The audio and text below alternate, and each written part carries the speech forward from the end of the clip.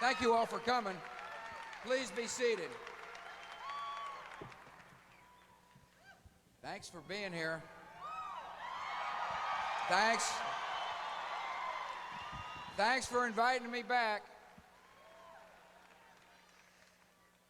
One of the last times I was here, I remember I was out there with Senator Hagel, and he said, "Give him your best fastball." This wasn't a political moment. This was the College World Series. I fondly remember the college. Mr. Mayor, I appreciate you being able to extend the contract for the College World Series here to Omaha, Nebraska.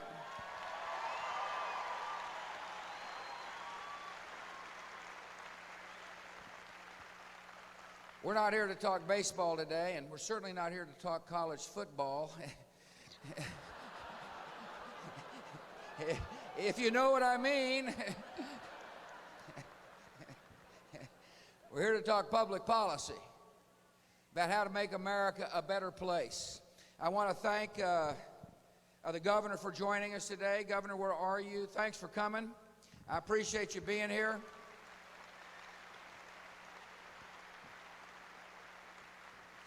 I guess you kind of like my decision making.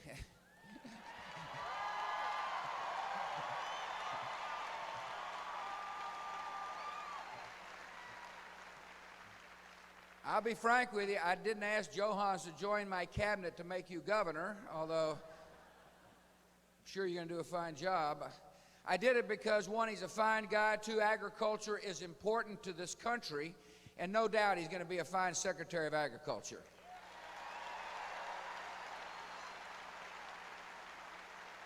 I am pleased to be working with Senator Chuck Hagel. He is a smart, capable man. He loves his country. He loves Nebraska. Looking forward to working with you, Chuck, for 4 more years. I'm proud that Senator Ben Nelson is here.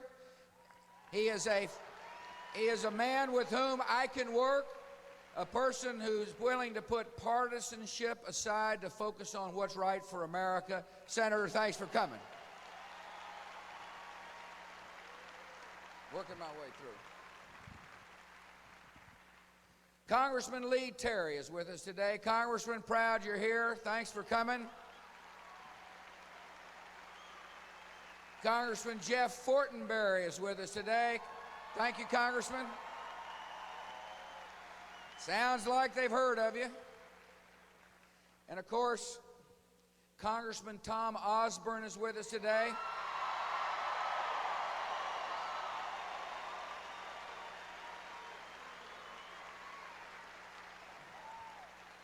Mayor, thanks for coming. Former Mayor Hal Daub is with us today. Mayor, thank you for being here.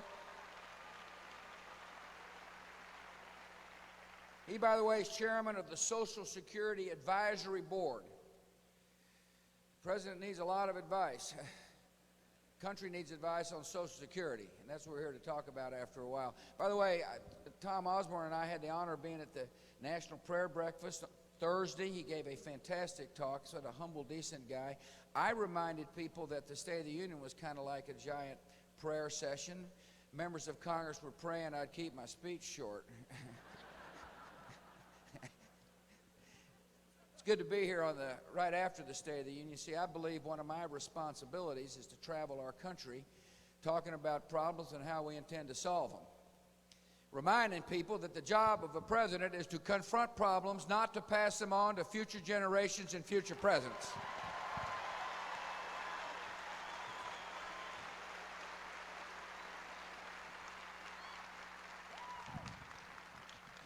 One of the problems we faced is the war on terror. The war on terror goes on. And it's important as the Commander-in-Chief that I speak as bluntly and frankly as I can about the perils we face. That's why I told the Congress it's important for the Congress to continue to support our men and women who wear our nation's uniform as they pursue the terrorists around the world.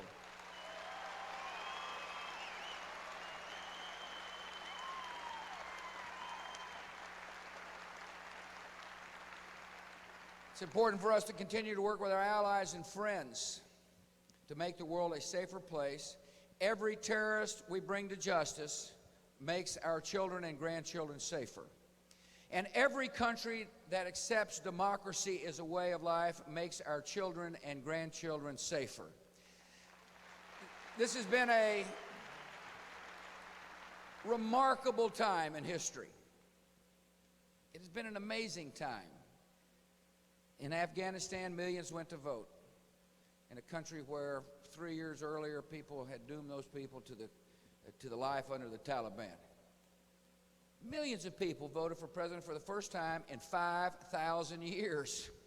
It's an amazing moment in the history of mankind.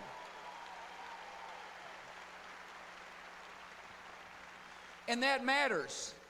That matters to future generations of Americans, because the more free countries there are in the world, the more likely it is we'll have peace. The Ukraine voted for a president. The Palestinian people elected Abu Abbas. And now I believe peace in the Middle East is within our reach. I know that we'll achieve peace when the Palestinians develop a truly free, democratic society, which is what we're going to help them achieve. And then we'll be able to achieve a goal: two democracies, living side by side in peace, Israel and Palestine. And finally, last Sunday, an amazing thing happened in what used to be a dark and discouraged part of the world.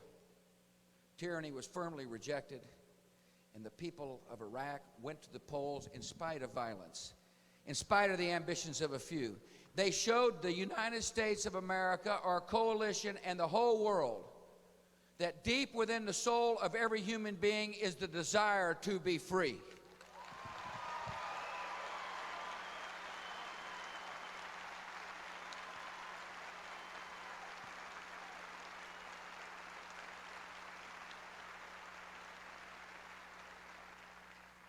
I was incredibly touched at the moment when the mom of the fallen Marine hugged the woman from Iraq who had been given a chance to vote because of the sacrifices of this woman's son and people like her. It was a reminder that the people of Iraq truly appreciate the chance to live in freedom. It was a powerful moment when the country could see two women from different cultures embraced for the sake of peace. We're making progress in Iraq because the Iraqi people do want to be free. Our strategy is clear. We're going to help the Iraqis defend themselves. We'll accelerate training. We'll make sure there's a chain of command so that the troops that are trained can effectively operate. We'll help them stand up a high-quality security force.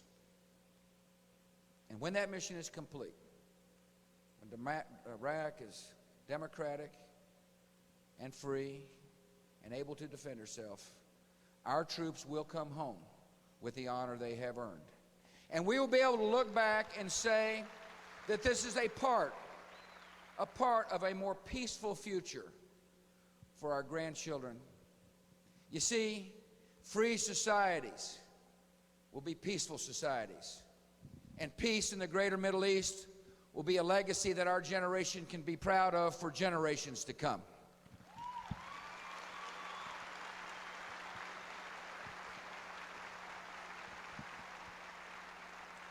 I was pleased to see our economy added 146,000 new jobs in the month of January.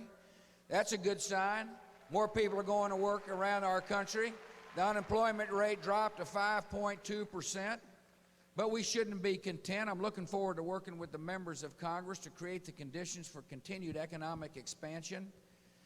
Look, I'm worried about a society in which there's too many lawsuits. I believe all these lawsuits make it hard for people to form capital. I called upon Congress for legal reform, reasonable, common sense legal reform to keep our economy growing. But I also understand what these lawsuits are doing to health care. Whether it be rural health care or urban health care, we got too many lawsuits that are running up the cost of medicine and running too many good docs out of the practice.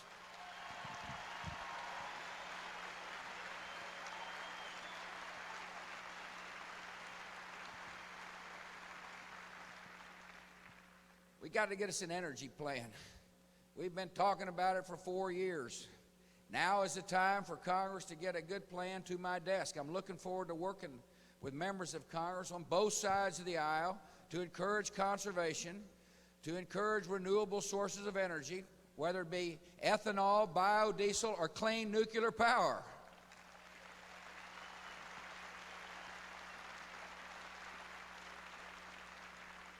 We're going to spend money on new technologies that will help us leapfrog the old command and control debate so we can burn coal in clean ways that people couldn't imagine 20 years ago. I mean, there's things to be moving this process forward in a practical way. But one thing is for certain. We need an energy plan to make us less dependent on foreign sources of energy.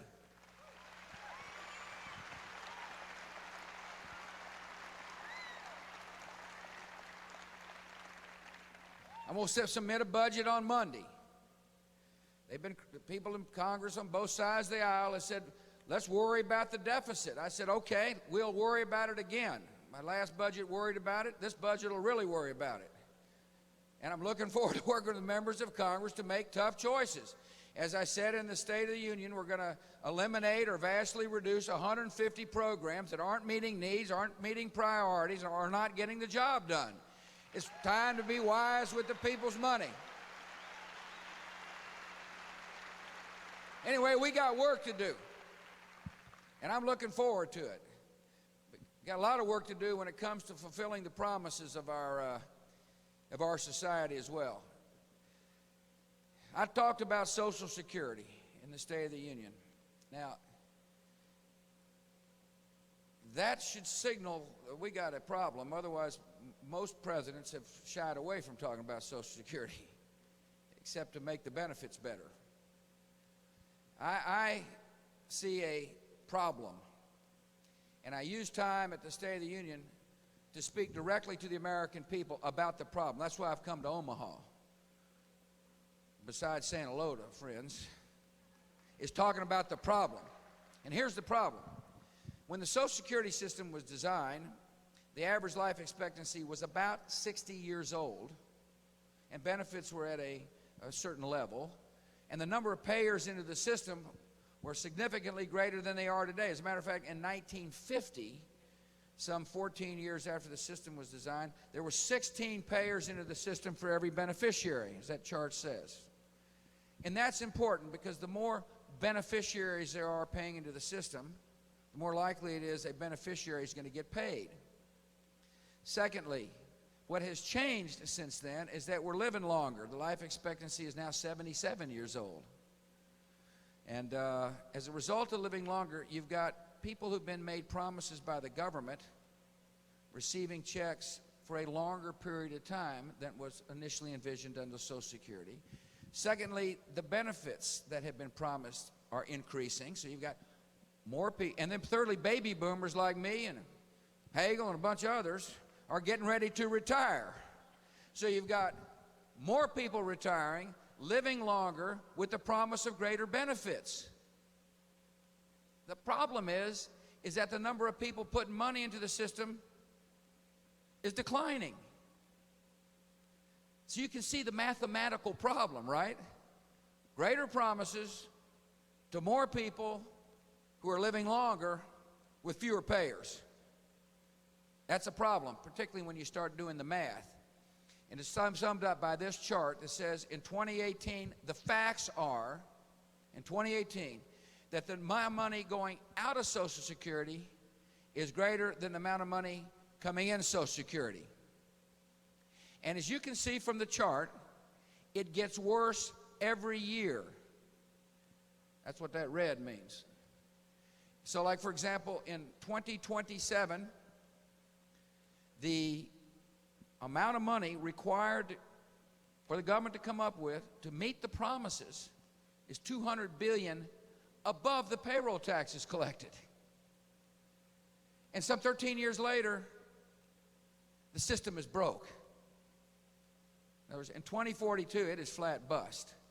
So because more people are receiving higher benefits and living longer with fewer people paying into the system goes in the red in a pretty short order. And every year it gets worse. 200 billion in 2027, about 300 billion in 2032. And so it just accumulates. And if we wait, it gets worse. In other words, it's more costly to solve the problem. So we have a problem. And I'm going to spend a lot of time traveling our country talking about the problem. Because I fully understand that in the halls of Congress, if people do not believe we have a problem, nothing's going to happen. There's no need to take risk on a solution if you're not willing to address the problem.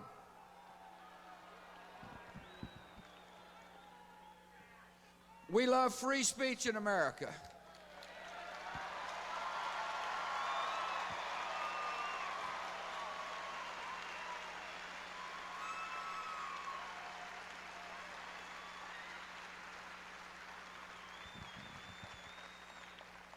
I think it's important for people to be open about the truth when it comes to Social Security. That's what we're here to talk about.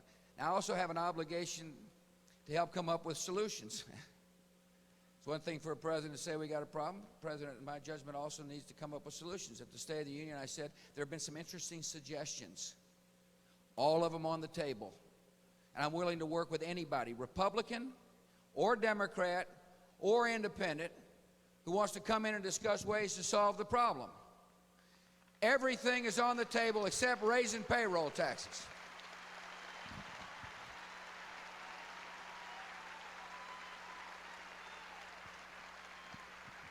Coming your way.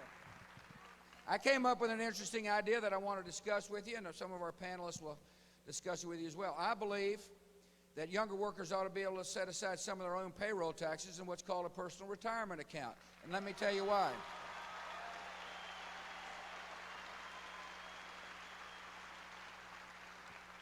I tell you why I think it makes sense.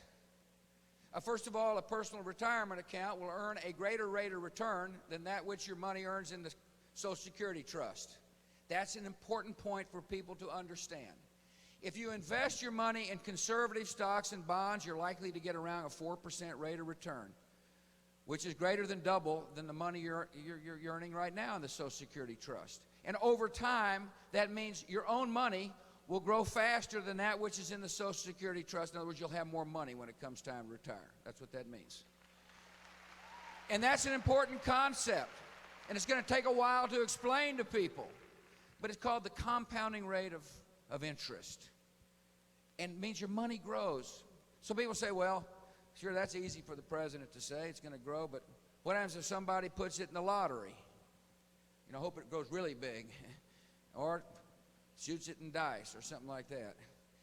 Look, there's going to be guidelines.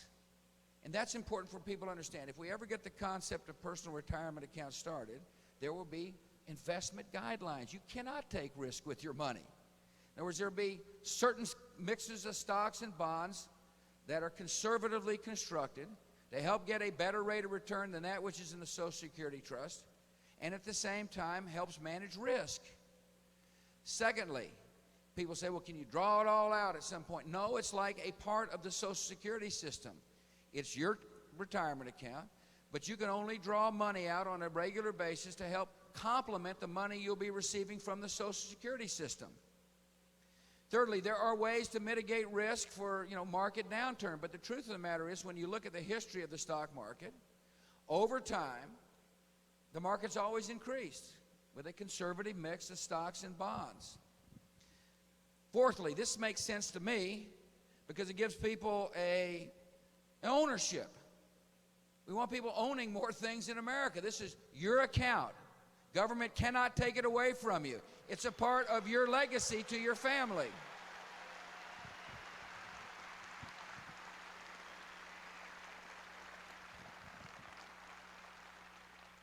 And so there's just some guidelines to make what I think is a practical plan to make Social Security more available for younger workers. And it'll be phased in over time. I know you hear all these wild estimates of costs. Bush wants to spend this, that, and the other. Look, this plan needs to start slowly and gradually. So one, workers can get used to it, and two, we can better afford the plan within projected cash flow needs. It makes sense to me. And I want the Congress to seriously debate it. And one of the reasons I'm traveling the country is not only say, we got a problem, let's come together and fix it. Here's an interesting part of the solution. I fully recognize a personal retirement account is not the only thing needed to solve Social Security permanently. But it's a part of a solution.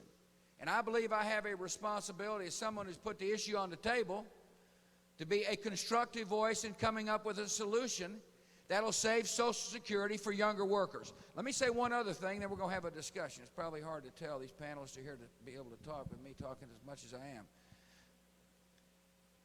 One of the problems that people in the political world have is dealing with the issue of our seniors who've already retired. In other words, seniors hear Social Security and they say, really what he's going to do is take away my check or part of my check. It is really important for our senior citizens, those who've retired and those near retirement, to know nothing changes. When I talk about a Social Security trust going bankrupt in 2042, there is enough money in the system to take care of the promises for those who have retired and those who are near retirement. That's a fact. We can argue about a lot of other issues, but one fact is certain. Social Security is in good shape and will meet its promises to those who've retired or nearly retired. The problem exists for younger workers, and that's why in my State of the Union I put this issue in a generational context. I said to Congress, we have a duty to leave behind a better America for generations to come, and part of that duty is to make sure the retirement system is sound and solvent.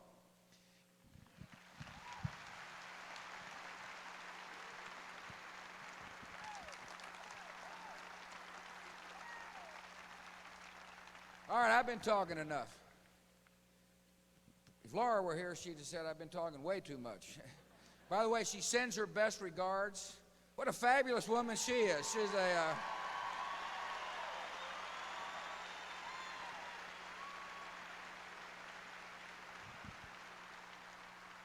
she's doing great.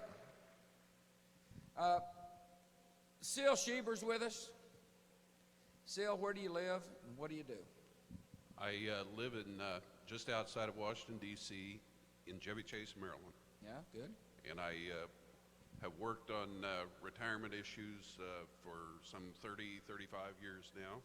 Wrote a book? Wrote several books on this, 2 on Social Security so far. May write another one someday. Good. Nonfiction? I've tried my best. There's a lot of fiction, in this area. That's good.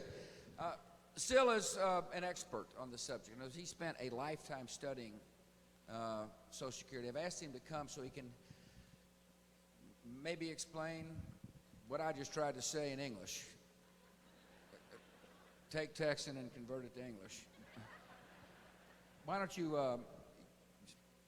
let her rip? Let people know what's on your mind on this issue. Thank you, Mr. President. There's 2 problems with our Social Security system as it's currently configured. One of them is a structural problem, and it dates back to the very beginning of the program. And the other is a demographic program that the President has outlined in a bit of detail. I would like to make it personal if I can, so you can relate to it. Most people don't realize that when Franklin Roosevelt proposed this plan and actually got it passed as legislation, that he was absolutely committed that we needed to fund benefits as they accrued. We needed to be laying aside the funds. We needed to be creating wealth. And that wealth would serve as the security that people would rely on when they could no longer work. He went to his grave believing that these benefits should be funded. But there was a debate broke out very early after the program was implemented over whether or not the government could really save the funds that were projected to accumulate, or whether or not Congress and various administrations might use those funds for other purposes. And so by the early 1950s, we were working under a pay-as-you-go system. And basically the way pay-as-you-go systems is The money comes in and the money goes right back out. The money comes in from the taxpayers and it's used virtually immediately to pay benefits for people who are currently retired. Now, in certain circumstances, a plan like that will work. It works very well when you've got a lot of workers and not very many retirees. When President Bush's parents and my parents were having children, he's quite a bit older than I am. He was born on July 6th. I was born on July 24th. Same year. I look a lot older, too. Must be our jobs. Could be.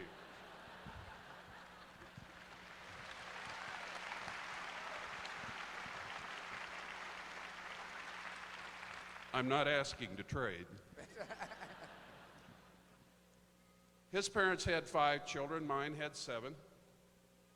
Think about it. As they aged into retirement, they left behind a lot of workers to support their benefits in a pay-as-you-go system. Things have changed, though. When President Bush had his family, he had 2 children. When I had mine, I had 2 children. When our parents were having children, the average was about 4. When we had ours, it was about 1.7. It's come back up to about 2. Now that really changes the dynamics of a lot of workers and not very many retirees. And then there's another phenomenon going on, and he talked a little bit about that, increasing longevity. I heard here a while back that his dad at 80 years of age still jumping out of airplanes. And my mother's still telling me what to do.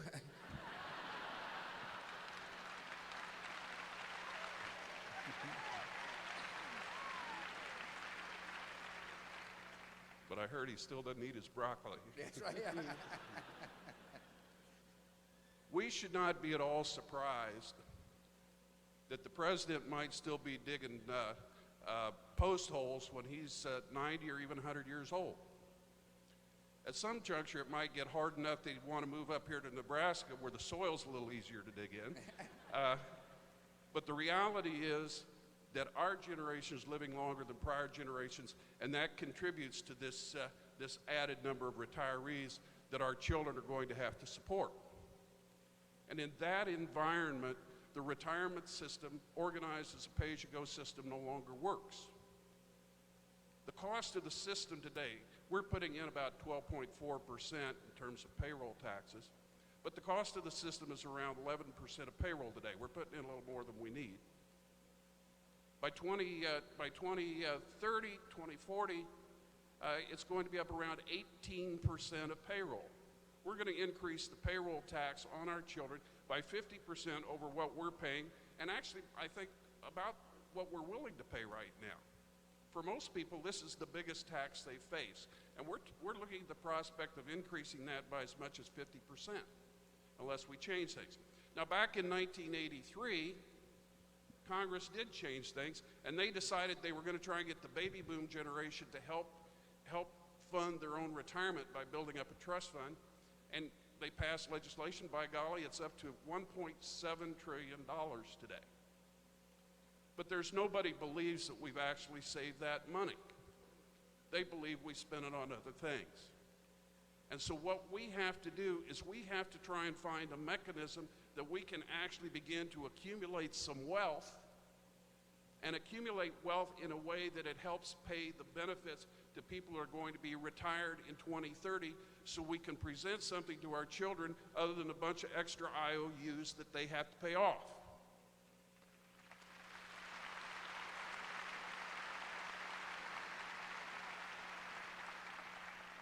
Now, there's a little bit of a discussion going on about whether or not this system is going to be bankrupt. By 2042, we hear that it's not going to be bankrupt because maybe the trust funds will be depleted, but we can still pay 70% of the benefits. Well, if you were in business, or even if you're an individual consumer and you don't have assets and your income will only pay 70% of your bills, most people would say you're bankrupt. So we ought to quit arguing about the terms, and we ought to look at the problem, and we ought to try and fix it.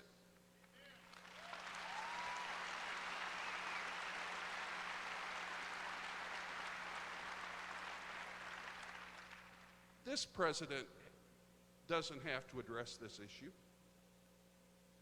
He could let it go for another 4 years. It wouldn't be any big deal. I think the American people, the American workers, our children that aren't even born yet, deserve that we talk about this seriously and we talk about it openly. 2042 may seem like a long way off. If you're 40 years old today, half of your retirement period is going to be spent in a period when your benefits are going to be reduced. We're telling the average worker in America today that we don't have to deal with this. This isn't a problem. But half of their retirement potentially could have a reduced Social Security benefit of 30%. How do you plan around that? How do you deal with that problem? I think it's time to get on with the business. Good job. Thanks for coming. Rose Davis. Yes, sir. Welcome, Rose. Thank you. What do you do? I'm a college professor at Metropolitan Community College. I Community teach, college, yes. yeah. Big backer, by the way, here of community colleges. I think they're really important. I know you approve of them. Yeah, they're Yes. doing. They're good. Good. I teach social sciences, human relations, and criminal justice. Good. Thanks. You want to be known as Rose or Professor? Beg your pardon? Rose or Professor? Rose is fine. Rose is fine. Good. You've got an issue with Social Security. Why don't you describe to people your view? Okay. My mother and I came to America in 1971. We're naturalized citizens here.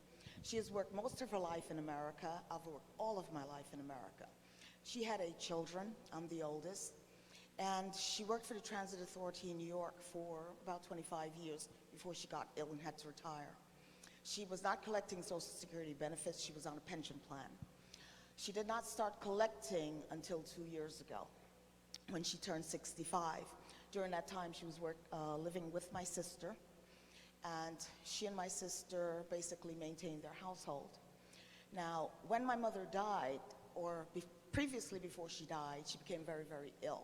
And my sister gave up her business in order to make sure my mother stayed well. We did not want to put her in a nursing home. We wanted to keep her at home.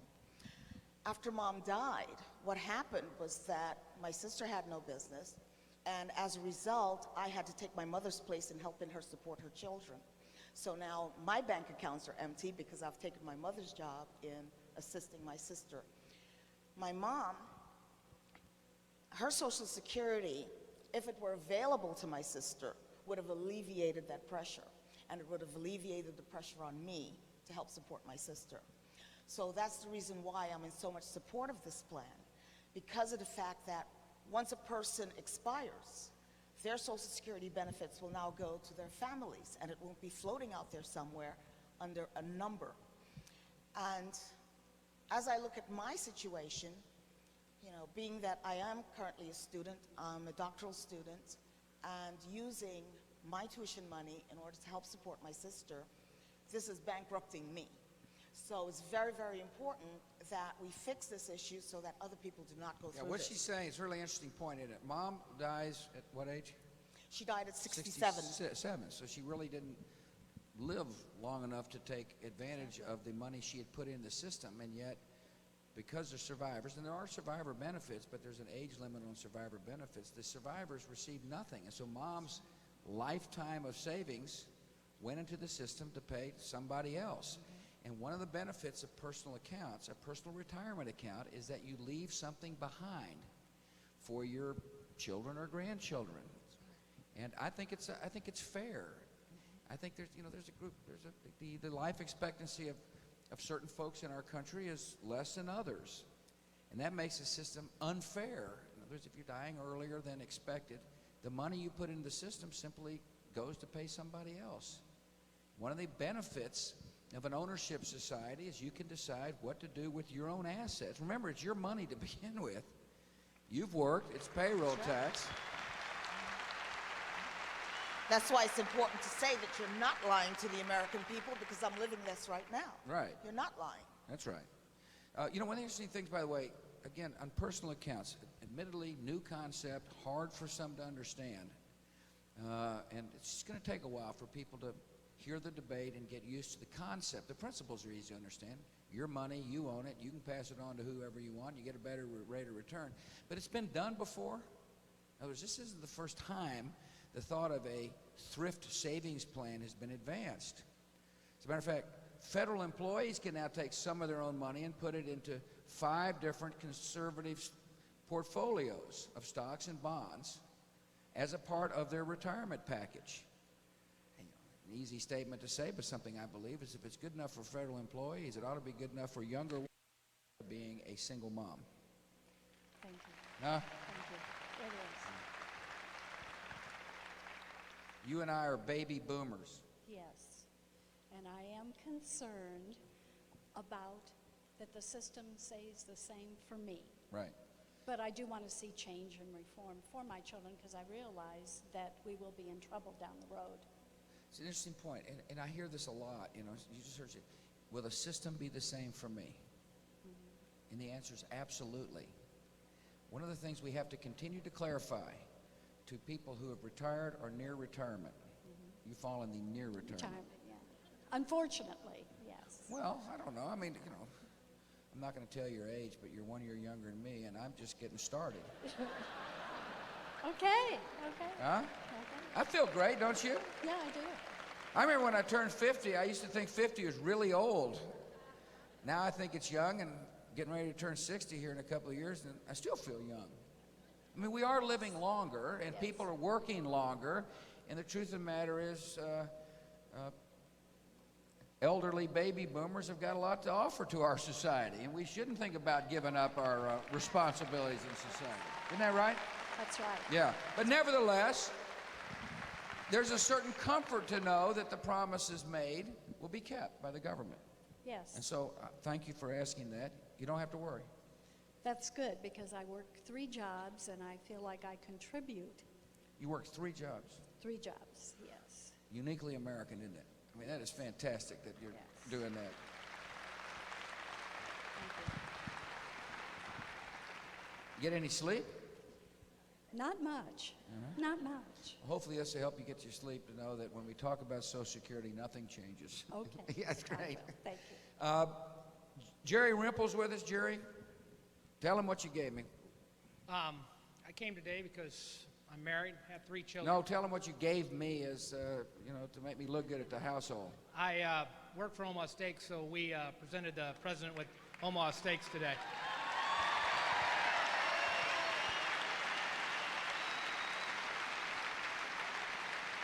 I know something about beef in this steak.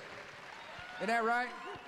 We know a little bit here. About beef. That's the good thing about Joe Hans. He knows something about beef too, and he'll make sure the cattlemen as well as the grain growers and soybean growers all across the country are well represented in the ag department. Anyway, sorry to interrupt you, but I was just trying to get you kind of a subtle plug. We appreciate that. Yeah. I'm married, have 3 children.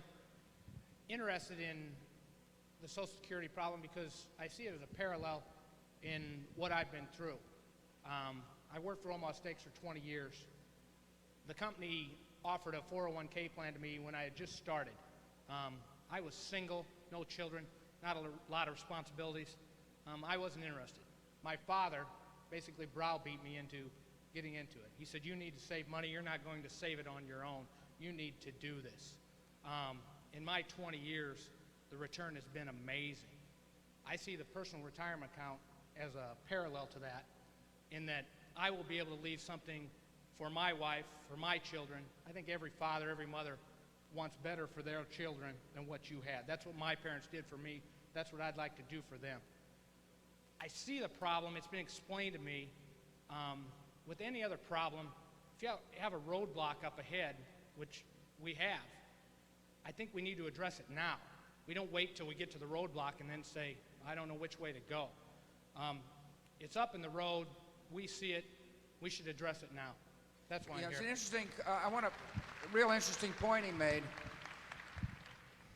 You know, when our folks were coming up, there wasn't anything like a 401k.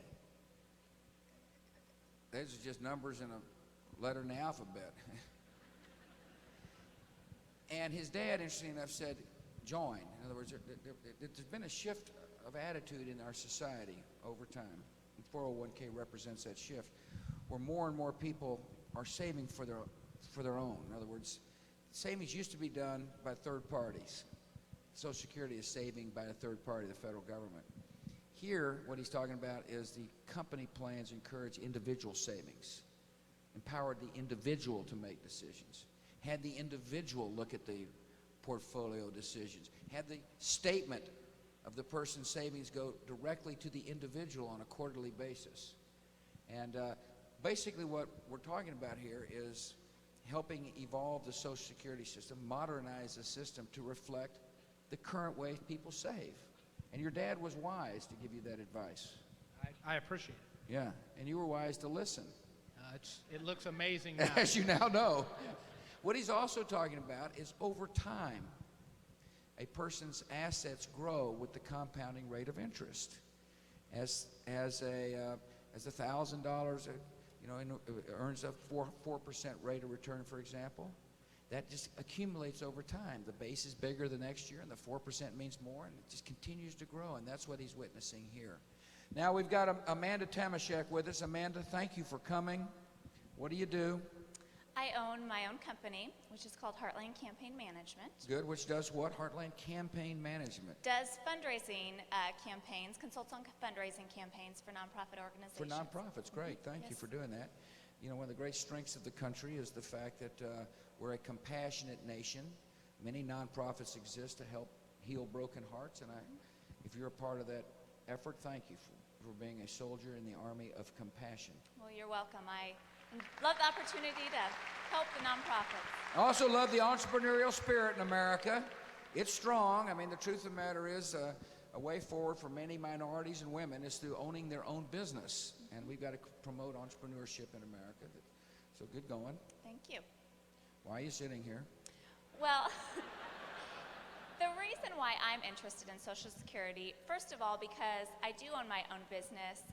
I'm not only paying my portion of the Social Security, I'm paying the employer's portion. So I'm paying the whole portion of Social Security, and I write out that check myself. Right out of my company checkbook, I write that check. And I was married last year to my husband, Darren. And Where is he? He is right back there. Darren, get going. And You did well. as we've been looking toward the future, looking at our retirement, the money that we're putting away, we're wondering if there's even going to be any Social Security available for us when we're figuring out how much money we need to be saving toward retirement. Can we count on any Social Security? And then probably the most important thing to me is we're expecting our first child in July, and July 6th actually, and really looking at when this child is grown, and any other children, will there be any social security for them, any benefits available for them? This is an interesting question many young Americans are asking. Will there be benefits available? I don't remember asking that question when I was your age. I don't think many baby boomers were sitting around saying to their moms and dads or elected officials, was Social Security going to be around? We never asked that. Actually, we were asking, are they going to keep increasing benefits? We never said, and there was no doubt in our mind. And what shifted on Social Security, I saw this firsthand during my campaigns for the presidency. What has shifted is there are a lot of younger folks in America who wonder out loud, who come right here on the stage with the president and say, will the Social Security system not only be around for me, but will it be around for my children? That is what shifted in the debate. Millions of younger Americans wonder whether or not the Social Security system will be healthy. And once we assure senior citizens nothing changes, or those who are soon to be senior citizens, well, not that soon, but one of these days be senior citizen, nothing changes. The debate should really shift to those who've got the most at stake in inaction. The status quo is unacceptable to younger workers, and younger workers understand that in America.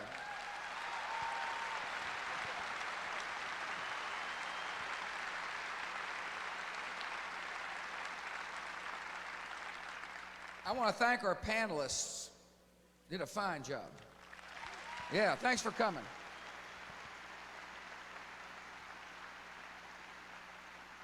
I hope you've enjoyed this discussion. I certainly have.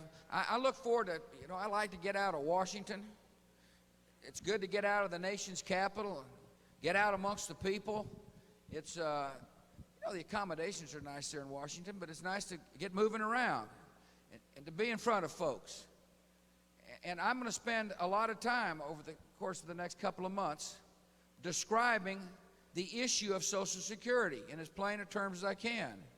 Not only saying we've got a problem and pointing it out in different charts and facts and figures and getting experts and other citizens to join me, but also calling Congress to work with the administration to come up with a solution.